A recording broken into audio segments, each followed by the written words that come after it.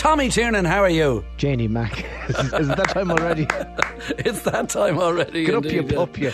Get up, you pup, you, indeed. Tommy, where do we start? First of all, you're on a world tour at the moment, several counties in Ireland. How many have you done? How many have you got to do? The only one I haven't done is Laois because I can't find it. I keep taking a right off the N7, but I don't. Before I know it, I'm in Offaly. Where is Laois? I think the only one I haven't done the north really too well. I've done Belfast and Derry, but we have to try and plot out a victory march through Fermanagh yet. So that's in the pipeline. All right, good enough. All right, well, let's take a look at you then, because we want to talk about some of your favourite movies and music as well. But first of all, comedy-wise then at the moment, you don't have any product out this year. And as you said to me earlier on, the only product is you. Yeah, my mouth. That's all I have. No, I'm not hooching anything.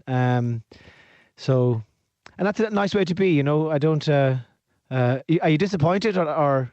No, I'm not necessarily disappointed, but we saw The Crooked Man and we saw The Bufffinity and we saw other things as well. I'm just wondering, like, you know, are you not going to rake it up and make loads of money before Christmas, no? I'm done with money. You're done with money? No, I'm the far side of money now, Dave. I'm into chat. I've travelled through cash and I've ended up in chat. All right. Chat, County Laois. Chat, wherever that might be.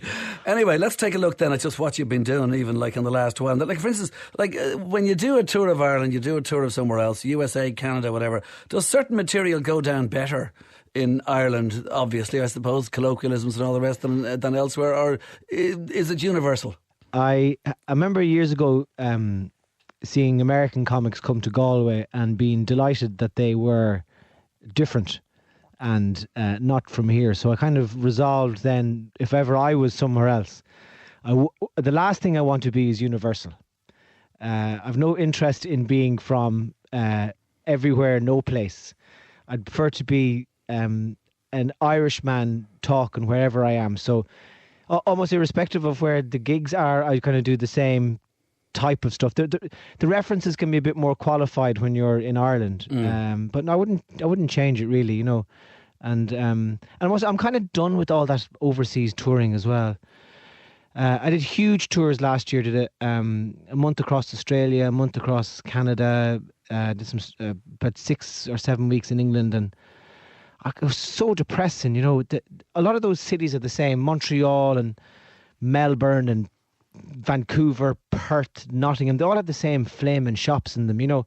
And I would prefer to spend a week traipsing around Monaghan and Fermanagh than I would to be going from, you know, Brisbane to Adelaide. And that was a kind of a realisation I had last year. So I'm not overly concerned with universal success. I'd rather be, you know, if I'm going to be appreciated in my own house, if I got a kiss in the kitchen, I'd be satisfied. Never mind the world. Hold on a second, Tommy. Like, are you going to do the thing of like what actors say, like you know, you get paid for hanging around, and the only thing you do for free is the actual gig itself? Or Charlie Watts always said that about being with the Stones. On the road, is it dull enough unless you're on stage? No, I find that the big tours incredibly dull. But we're saying now, I have a world tour of County Clare coming up, and I'd be fierce excited about that. You know, fierce excited about, you know, going on my motorbike from Galway down to Lisdoon Varna and heading on down to Milltown Malbay and Kilkee. I mean, I'm more excited about that now than I would, you know, flying from Montreal to Toronto. Right. So, and the day, and I would go mountain walking and stuff in all those places. So I get as much out of the day in Ireland than I do from the stage. Yeah, that's completely allowed. I'll allow that. No Thanks. Problem at all. That's all right. Am I through to the next round? You're welcome. You're through to the next round. Here's your starter for 14. Listen, by the way, like, you know, you have a stage, you have a soapbox if you wanted to, and you have a, look, you know, I've always wanted to get this off my chest, rant, and do it in a Tommy Tiernan way, and everybody, thousands, hundreds of thousands are going to listen. Do you have ideas that you feel very passionate about and you fit them into your live gig, or is it not like that at all, really? No, I'm compelled to talk, and it's a frantic search for something to say. So the impulse is to speak, irrespective of whether I have anything to actually speak about. Do you know? I'm like I'd be like four young fellas in the garage with their musical instruments going, let's just play something. I guess I'm I'm compelled to seek affirmation and anarchy. So I don't really have a message. No, there's no message. Affirmation and anarchy. So then what's the most important ingredient for making people laugh if you're on the stage? Is it what you have written? Is it the material? Is it the way you say it, being Tommy Tiernan? I don't know. There's a great line from some Bob Dylan song. I think it's from Neighbourhood Bully. In bed with no one, under no one's command. That's important.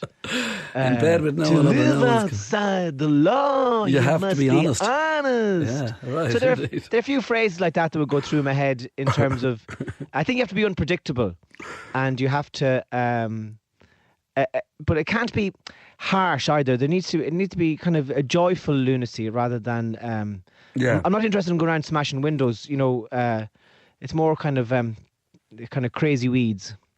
Crazy I'm not weeds. even making sense. No, you're making total sense. But by the way, I knew it would come down to Dylan sooner or later. I met you just a couple of weeks ago, and do you realise there were 2 people watching us trying to do some Dylan songs in terms of just, a few lyrics. So I tell you, I'm going to give you one song, Visions of Johanna. Okay. Do you want to give me a little bit there? Any bit you want. Any bit that you think you can do. The heat pipes just coughed.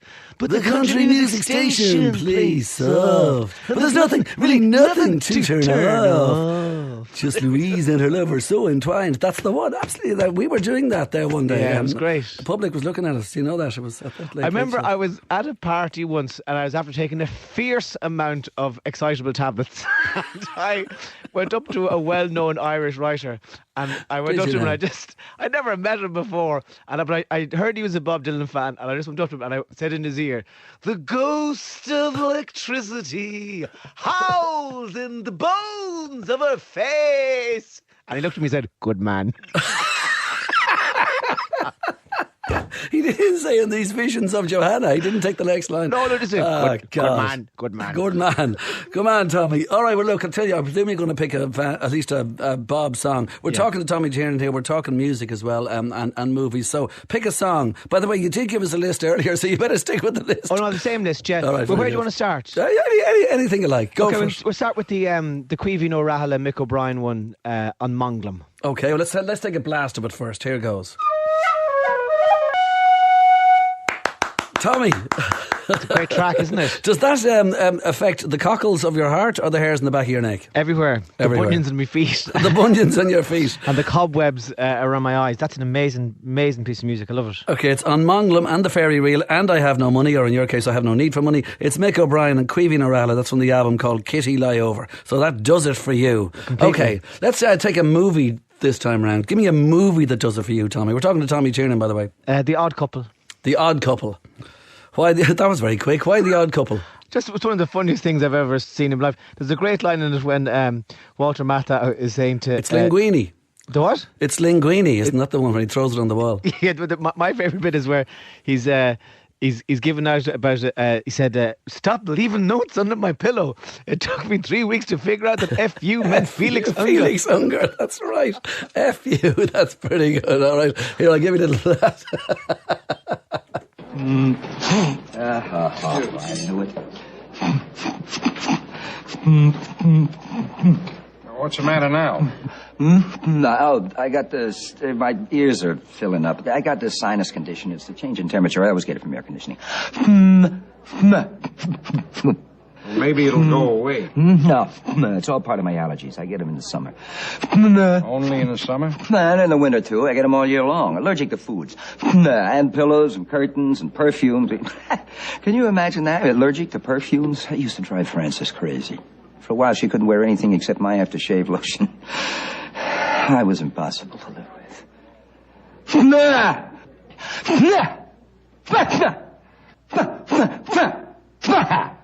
Stop that, will you? What are you doing? I'm trying to clear up my ears. You create a pressure inside your head. It opens up the eustachian tube. Did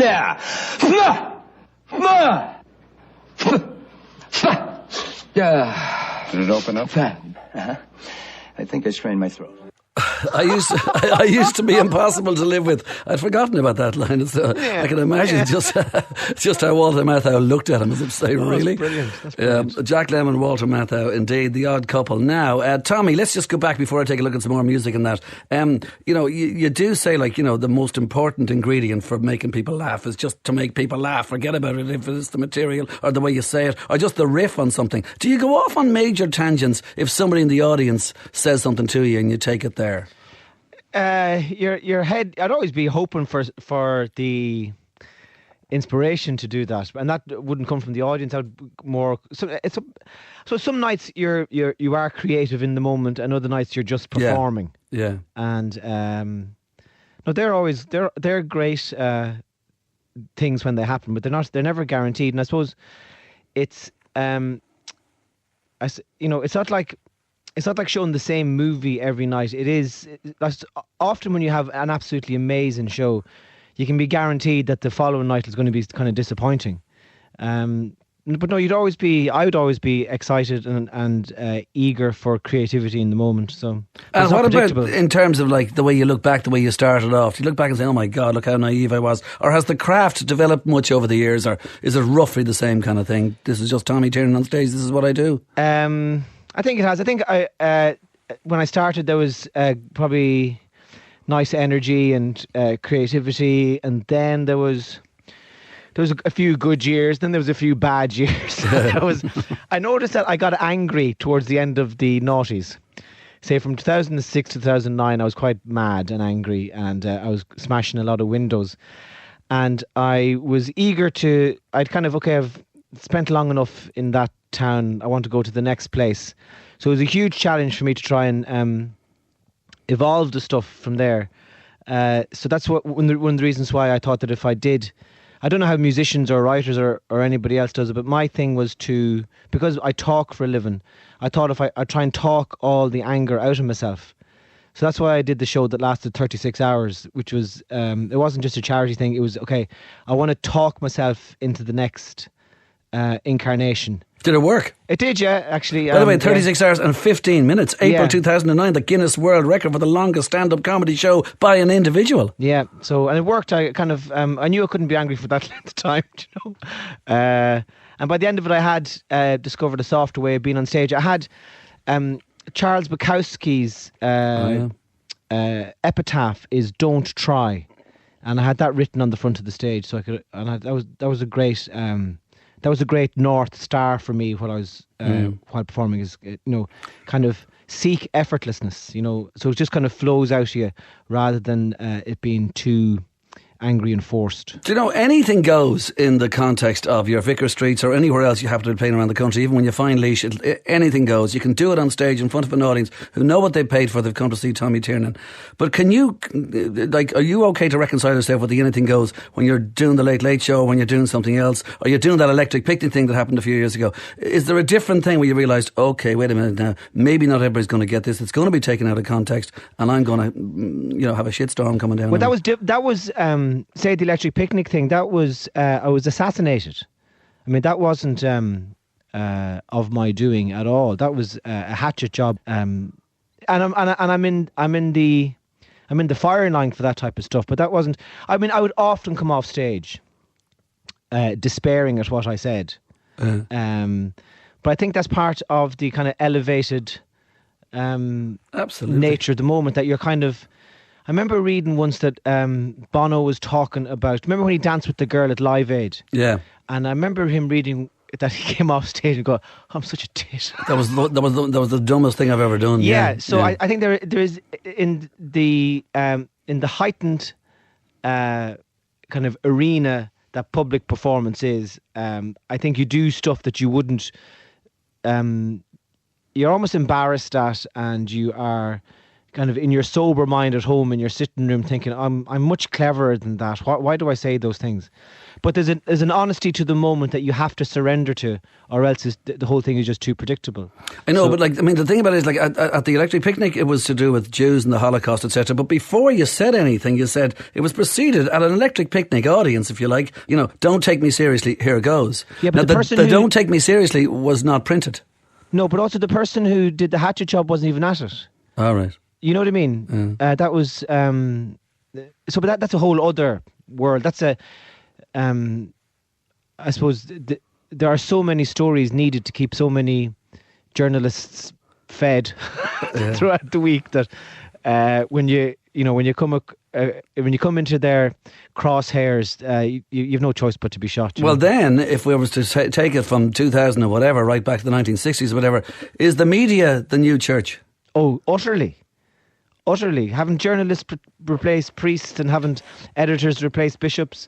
And in the 50s, a priest would be up in the pulpit pointing out some young one in the church who had done something terrible, and now she's on the front page of the Star or the Sun or the Mirror, and the bishop decides who is going to be attacked, and the priest carries it out. It's completely journalism is the new church. Yeah, that's we'll get over that eventually. I'm sure we probably will, and replace it with something else. Yeah. Okay, now let's take another song here. I have a Nick Cave song lined up. Yeah, this is one of those songs that I often would drive home after a gig, and it's a great way of coming down. And this is one of the great arias of Irish Tarmac. This would be the one where I would open my throat and the tears would be flowing. Which would be completely correct. It's from a great album from 1990 called The Good Son, and it's just one of many songs called The Something Song, but this is the one that makes Tommy cry. It is called, of course, The Weeping Song. And that's what it's called, The Weeping Song. It's from the album The Good Son, and that's from Nick Cave and the Bad Seeds, and we're talking to Tommy Tiernan here on 2FM. Tommy, that's from Nick Cave. What was I going to say? Just movie-wise, I want to go on to a movie now again. You've got Once Upon a Time in the West. Oh, lads. What? I mean, I think the most amazing thing about that movie was the fact that Henry Fonda was a baddie. It was, yeah. There's also an amazing scene where there's a fly in a man's face. That's right. That's at the very beginning when he steps off the train and all that. For about 25 minutes. For about 30 minutes. I'll tell you who that is. It's Jack Elam, isn't it? Yeah. He was always in those. As the fella said, he'd one eye looking at you and the other eye going down to the shops. It really was. It just goes on and on. And will they eventually draw with the big long coats on them? And that was Claudia Cardinale, isn't it? Is that who's in it? Yeah, Claudia Cardinale. Oh my God! She looks as if she's made of honey. The beehive just split open and out she strolled. Oh. Just gorgeous. With that in mind, you know what I'm going to do? That's pretty good, all right? I'm going to stop that one and play this. You ready? Once Upon a Time in the West.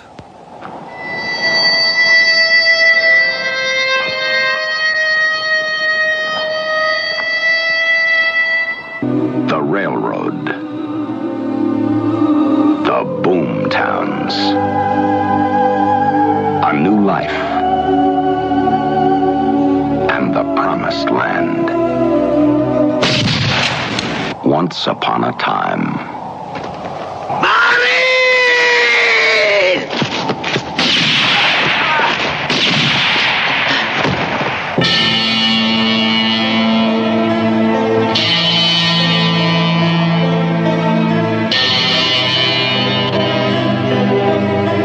The widow. The land grabber.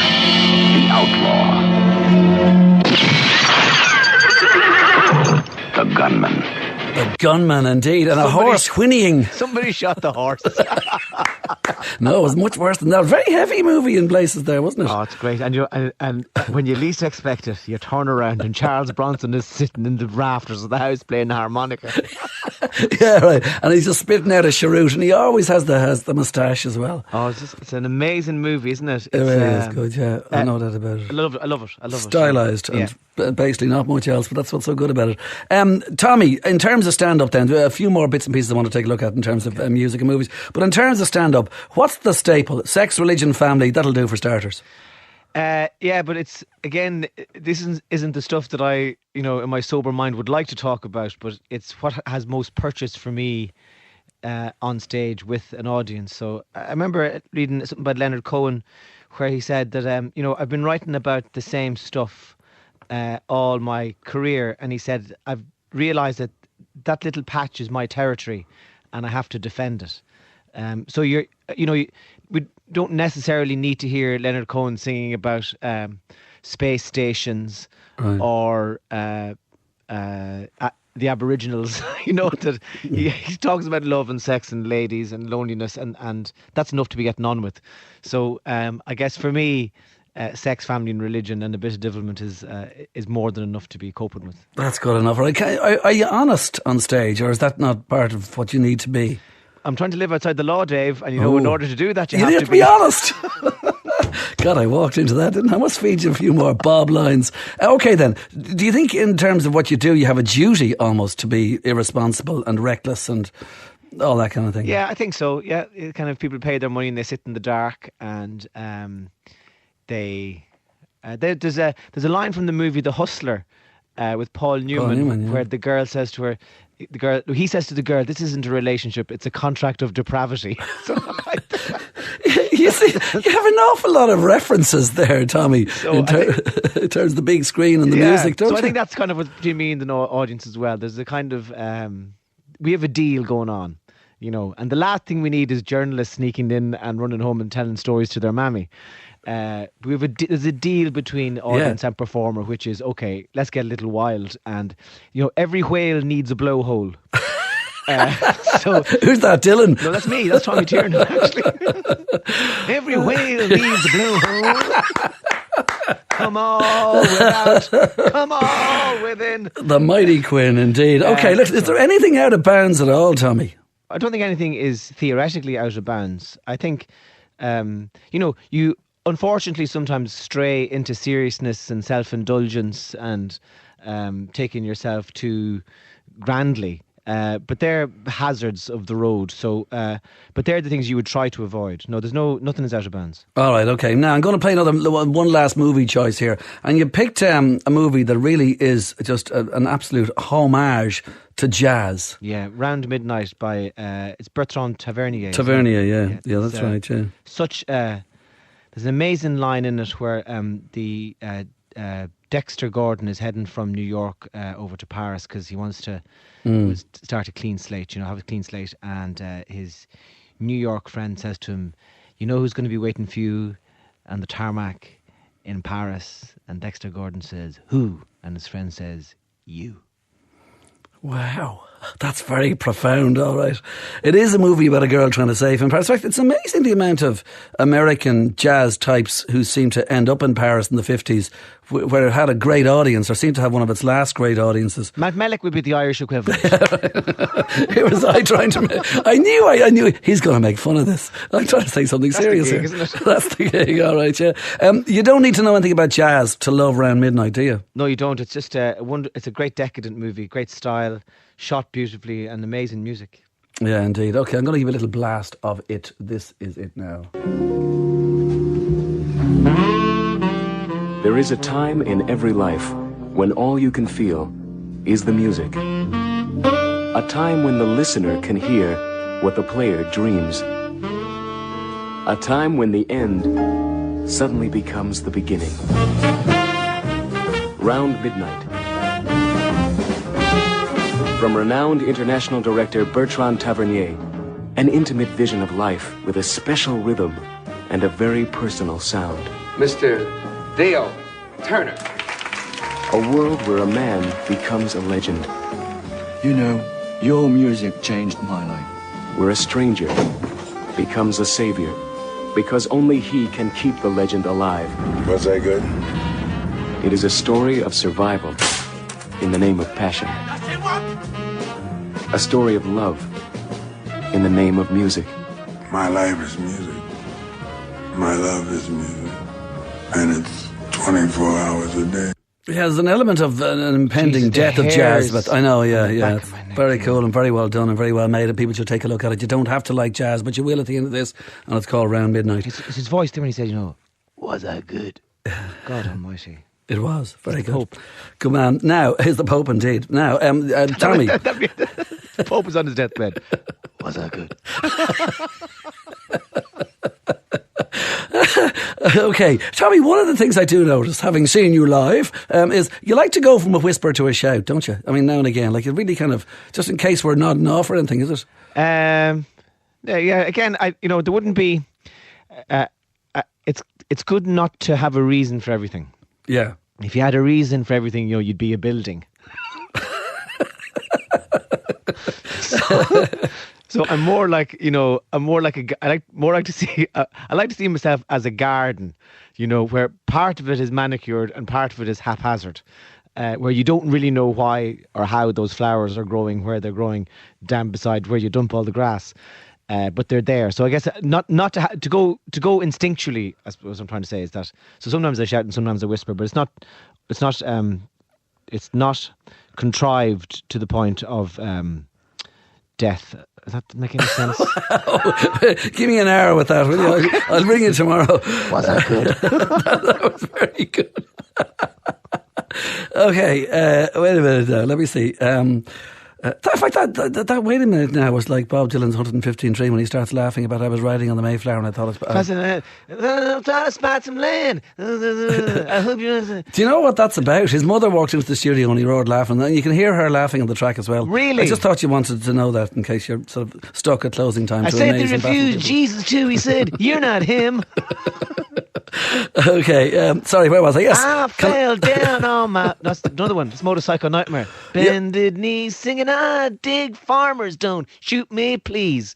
Remember that one? I do, absolutely, yeah. Anyway, Okay, now let's go to something else entirely different, which would be like one-off things that you did, like in terms of, just before I get to some final piece of music, which is like, Father Ted, when you do that, and you do it, I think you were in the last programme, were you in the last one of those? I was the very last episode, yeah. Yeah, and you do the funny thing in terms of like, you're cured of your depression, your theme from Shaft, you're up, then you're on the bus and it's exit music for a film by Radiohead. Yeah. Do many people mention it to you, or is that still part of your... Very few. Really? Yeah, I don't get any nods for that at all.